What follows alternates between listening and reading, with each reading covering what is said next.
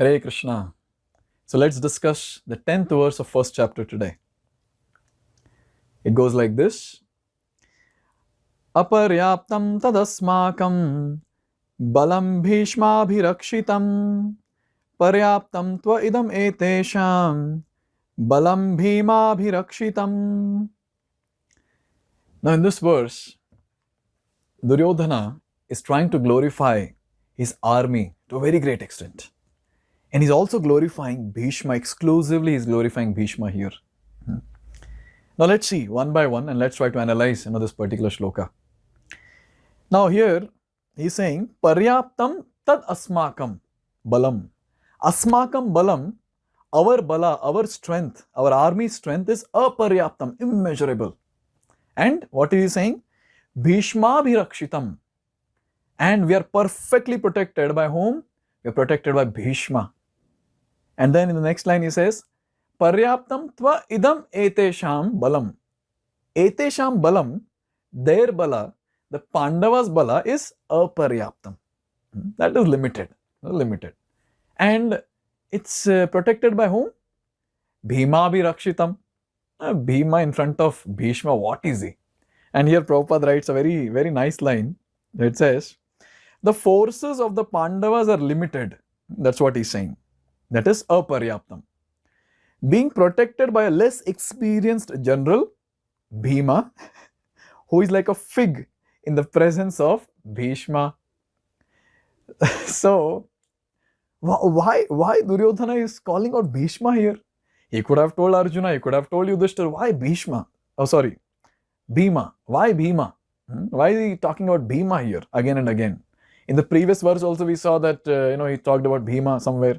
And again, in this verse also, he's speaking about Bhīma. Here, Prabhupada writes the reason for us. Now let's read that. Duryodhana was always envious of Bhīma because he knew perfectly well that if he should die at all, he would only be killed by Bhīma. So Duryodhana very well knew that someone has to kill me, then it has to be Bhīma. So again and again, he's telling himself, don't worry, nothing will happen. Our side, Bhīṣma is there. Their side, only Bhīma is there. So he's trying to convince himself, try to hide his own fear, and at the same time, he's trying to encourage his army. Look at the diplomacy of this person. He's not at all allowing his fear to come out, and at the same time, that fear, he's translating it as an inspirational talk for his army. Now, let's analyze one more. So here, the word aparyāptam is used. So aparyāptam has got two meanings. And with this, Duryodhana, very diplomatically, with this particular word, he is glorifying Bhīṣma, and at the same time, he is giving some hint to Dronacharya. What is that?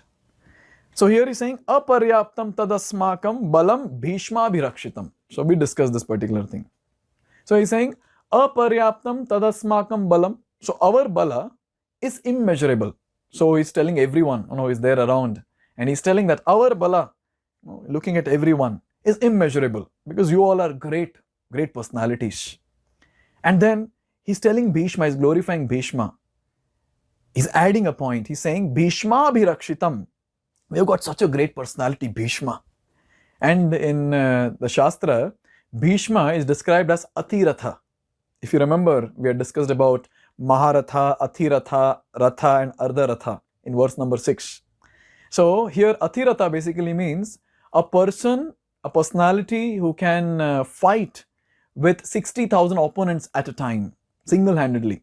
So he's called as Athiratha. So Bhīṣma was like that. So here we see that Duryodhana is glorifying Bhīṣma, saying we have Bhīṣma on our side. Now obviously Bhīṣma will feel very good, and Duryodhana has won the heart of Bhīṣma. But now he's hinting to Dronacharya something. Now aparyāptam means immeasurable.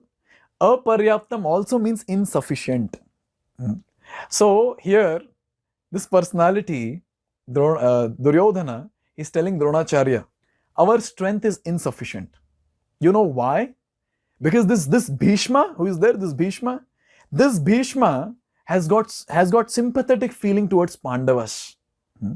And because of that, there's a high probability that we might lose. So, oh Dronacharya, I request you, you have to fight even more harder because you have to cover up the weakness of Bhīṣma. look at the diplomatic way of speech of this personality. He's saying aparyāptaṁ, and he's addressing Bhīṣma, saying our strength is immeasurable, glorifying Bhīṣma. And on one side, he's hinting Dronacharya, don't relax. We have lots to do, because this old personality, he is having sympathetic feeling towards Pāṇḍavas, and we are gone, we'll lose. So you work harder, you fight harder. So in this way, we see, from third verse we are seeing that how diplomatic this personality Duryodhana is. And tomorrow we'll see that till now Duryodhana has won over Dronacharya and Bhīṣma and all the other great personalities like Kripacharya, Karna, Vikarna and others, Ashwathama. He has won all of them and they're all on his side now. But then what about the other military generals who are there? What about the soldiers who are there? Now at the top he has captured everyone, he has got on his side, but now he has to carry even the people who are below. And that's what he will do in the next sloka. So let's see the next sloka tomorrow. Thank you very much. Hare Krishna.